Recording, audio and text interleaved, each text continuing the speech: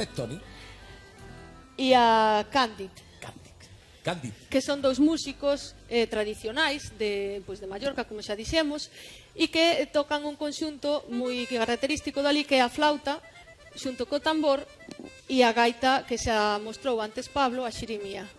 pero cunhas características moi diferentes moi a que diferentes. nos conocemos. Isto é É unha moi gaita probablemente distinta, sí. mediterránea, decías. É unha gaita de modelo mediterráneo que se parece... Podía inflar Cándid para que vayamos vendo a situación. Verán que ten unha forma, inda que os elementos que sonan son iguales que os nosos, a forma de sostela é distinto porque non levan os roncóns no ombro, que os levan para diante, como a gaita dos cataláns, o sac de Gemex, ou como a sampoña dos italianos. É unha gaita mediterránea, unha maravilla.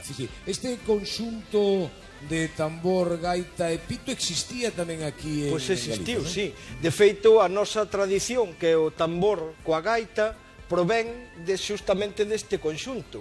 É dicir, na Idade Media tocabas a gaita sola, despois xuntouse o músico de frauta e tambor, e despois o músico de frauta e tambor deixou a frauta e colleu un tambor con dúas baquetas e así chegou hasta nós. Pero aquí houve este conxunto tamén. O sea, aquí se perdeu. Sí, Hai aquí algún perdeu. grupo tipo os vosos de xente nova que recupere esta tradición de frauta e tambor? Non. Por agora non. Por Por agora que non. recuperara esa figura algún día. Estaría ben, porque sona moi ben, xa o van a ver. Moi ben, escoitámoslo logo.